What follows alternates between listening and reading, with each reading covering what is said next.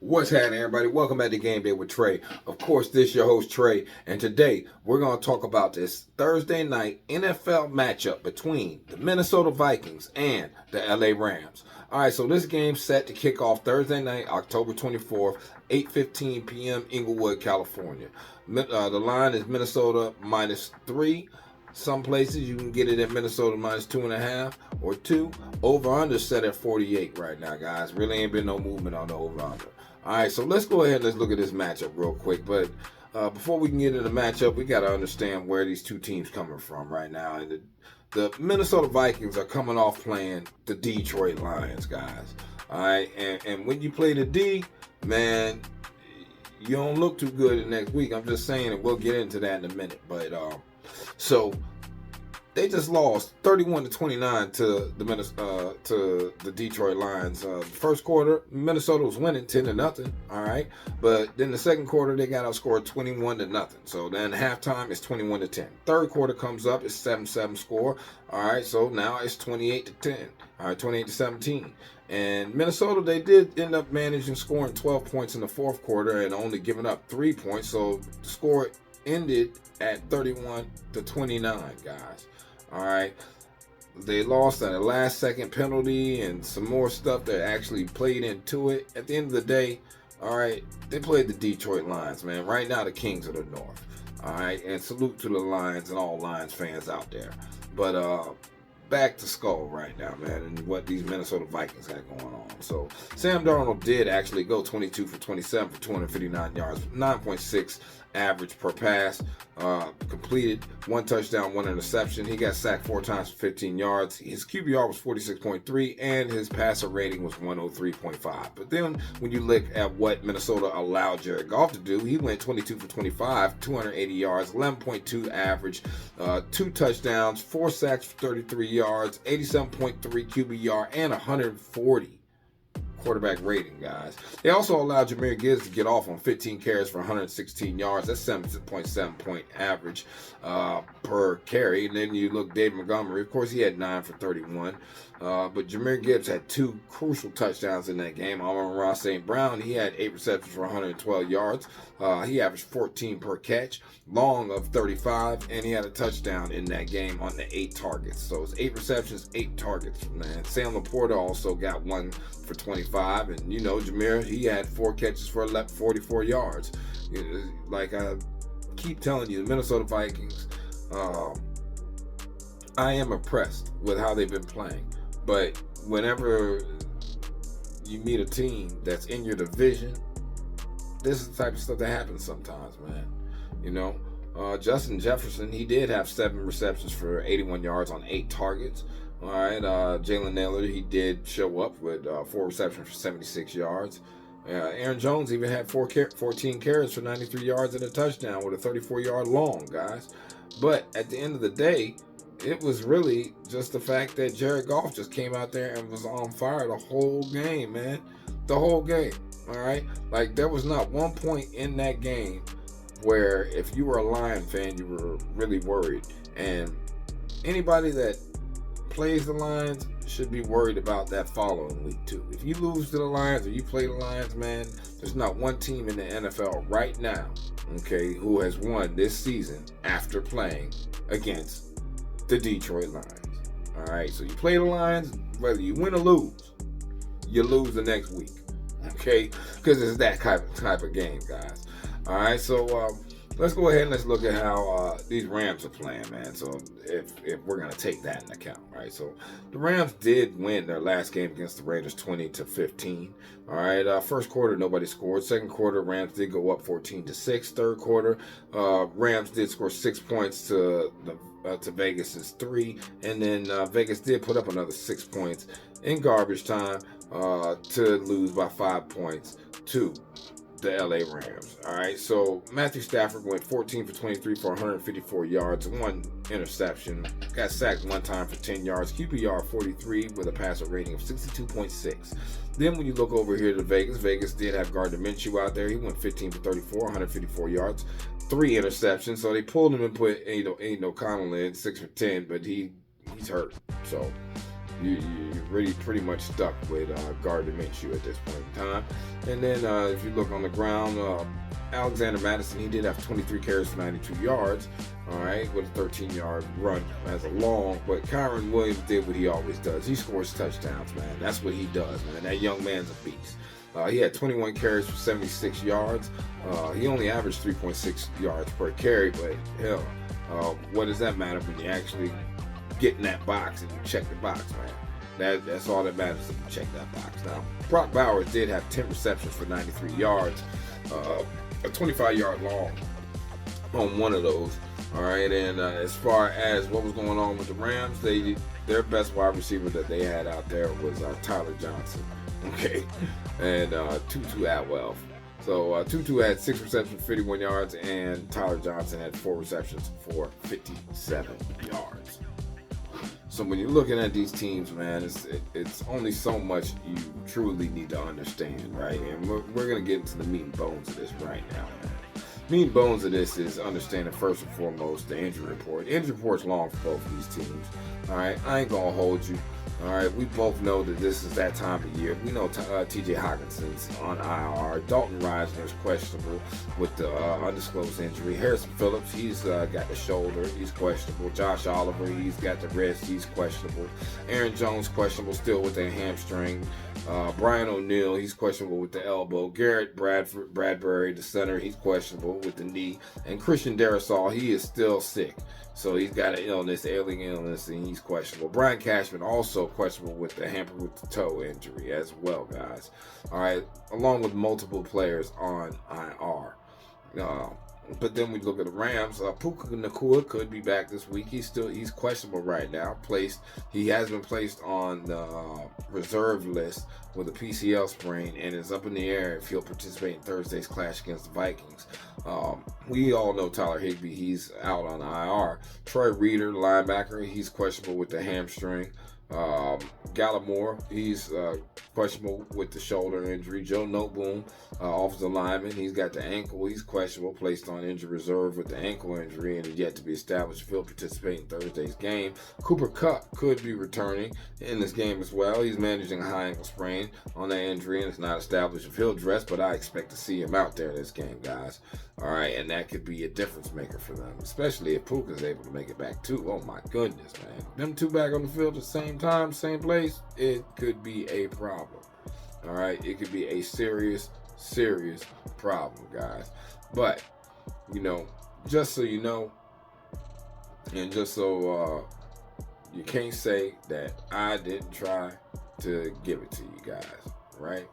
So when you look at these two teams, you have to understand that Sam Darnold is completing 66.5% of his passes for 1,370 yards, 12 touchdowns, and 5 interceptions so far this season, whereas Justin Jefferson and Jalen Naylor have also combined for 744 receiving yards and 8 touchdowns, while Jordan Addison, he's just got 12 receptions. Minnesota Vikings ground game is averaging 119.3 yards per contest, and Aaron Jones leads the way with 443 yards and 2 touchdowns. Defensively, Minnesota's only allowing 17.8 points and 340.3 yards per game. Blake Cashman, he leads the Minnesota Vikings. Remember that guy I was just talking about who was injured? Yeah. He leads the Minnesota Vikings with 40 tackles. Pat Jones II, he has 5 sacks. And Roger Hill, he got 2 interceptions, man. And when you're talking about this LA Rams, the LA Rams have won 6 of their last 7 home games, guys. All right, Matthew Stafford's completing 66.7% of his passes for 1,392 yards, 3 touchdowns, and 4 interceptions. Tutu Atwell and Jordan Whittington have combined for 533 receiving yards on 41 catches, while DeMarcus Robinson, he has 13 receptions. Now, the Los Angeles Rams ground game is only averaging 100.3 yards per contest, but Kyron Williams, he leads the way with 436 yards and 8 touchdowns. All right, defensively, Los Angeles Rams are allowing 25.7 points and 364.3 yards per game. Now, Quentin Lake leads the LA Rams with 52 tackles, while Kobe Turner, he has 3 sacks, and Jalen McCollum, he's got 3 interceptions, guys.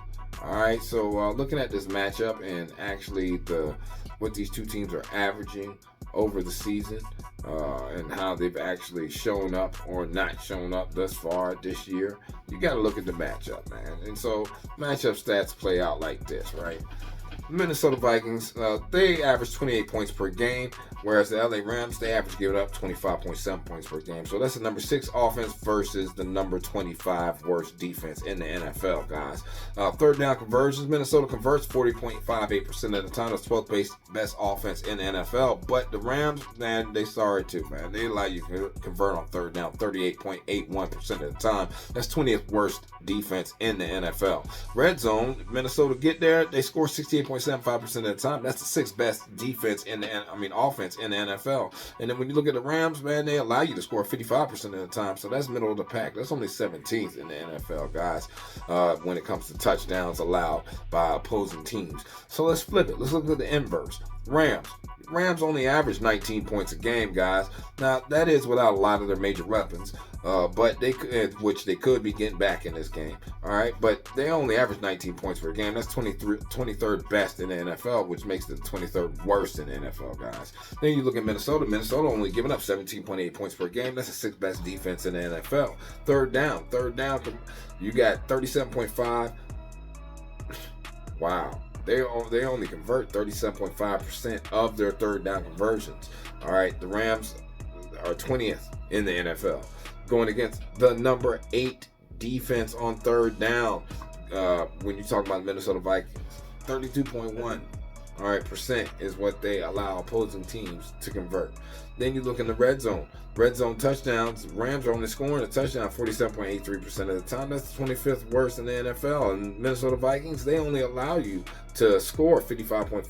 That's 19th worst in the NFL. So there is a lot of opportunity for the Rams if they can matriculate the ball down the field. All right, and how would they go about doing that, right? So the Rams right now, they can't run the ball. They're 27th in the NFL when it comes to yards per rush, only averaging 4 yards per rush. And they're going against the number 5 defense in the NFL and the Minnesota Vikings, who only gives up 4 yards a rush. Okay? Then when you look per game, the Rams ain't, like I said, they're 26th in the NFL, only getting 100.3 yards per game on the ground, whereas Minnesota's only giving up 80 yards a game on the ground. That's 2nd best defense against the run in the NFL, man. So there ain't gonna be too much running for the Rams unless they get down to the red zone. Then when you look at Minnesota, they're deep. They're running the ball. They only get 4.4 yards per carry. That's 17th worst in the NFL, middle of the pack. And Rams, well, they allow you to get 4.7 yards per carries, man. So that's 25th worst in the NFL, man. So then when we look over here at yards per game, Minnesota's getting 119.3 yards per game. Once again, middle of the pack, 17th. But the Rams are literally the 2nd worst defense against the run in the NFL, allowing 151.7 yards per game, right? So let's look, where are they going to have an opportunity to play in this game? Because so far, like the Rams, are they really going to have an opportunity, or are they going to get by on the fact that Minnesota just got done playing against the Detroit Lions? I don't know. Let's look at the pass game right now, right? So Minnesota, they average 8.4 yards per play.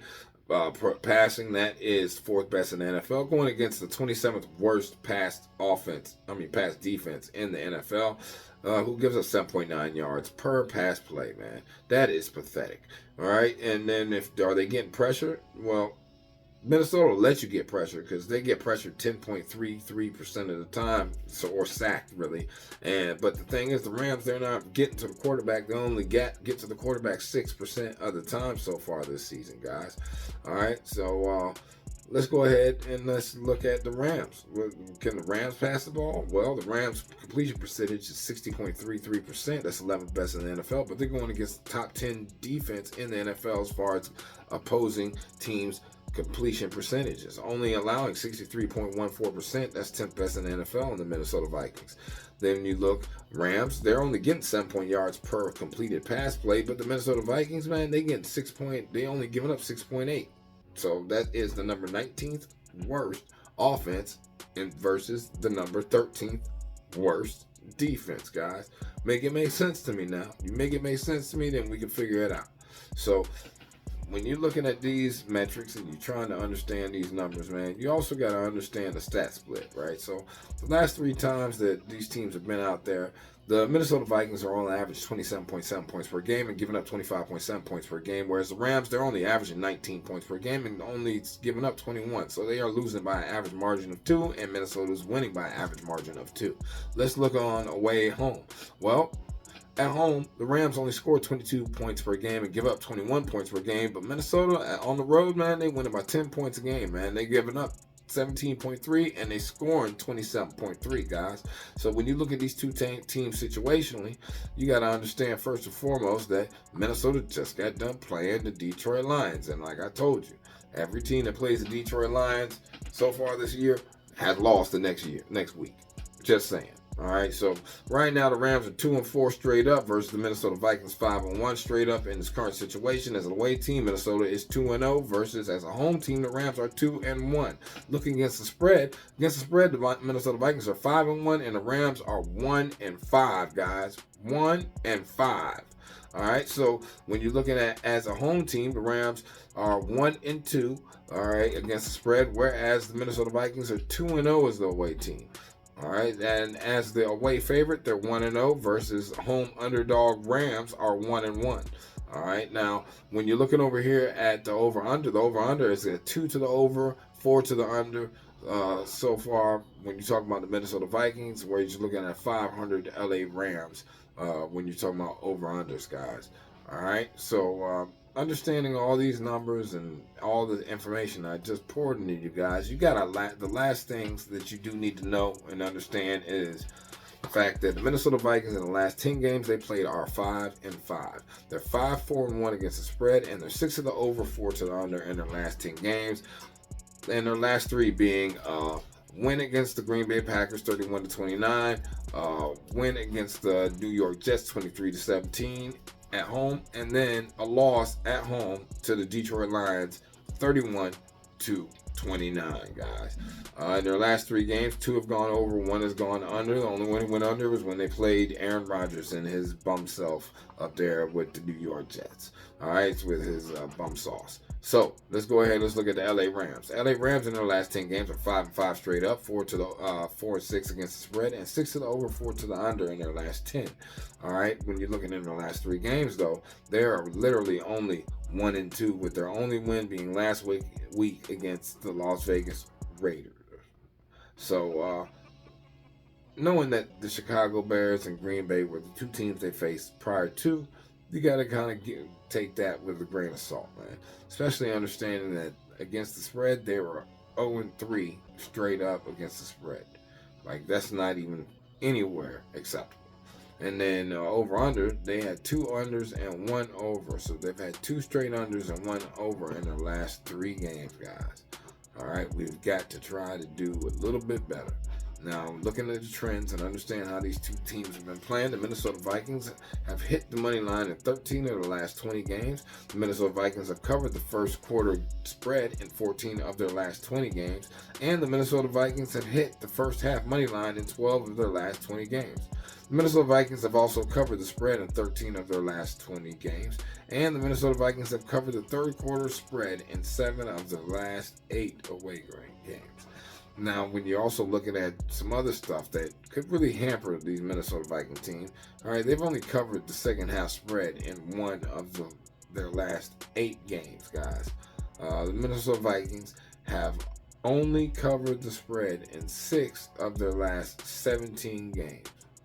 And the Los Angeles Rams have covered the first half spread in 7 of their last 9 games at home. Whereas the Los Angeles Rams have only hit the first quarter game total over of their last 20 games. So understanding all that information and trying to just take it in and digest it and get your plays in the right spot, man. You got to know that the Vikings have lost each of their last 9 road games against NFC West opponents. Underdogs have won 4 of the Vikings' last 5 games, and the Rams have covered the spread in each of their last 4 games against teams that held a winning record. The Vikings have failed to cover the spread in each of their last 3 games against the team that held a losing record, and the Rams have scored the first touchdown in 4 of their last 5 Week 8 games. All right, then you also got to know that the Vikings have lost the first quarter in 5 of their last 6 games against teams that held a losing record. The Rams have won the first half in 7 of their last 8.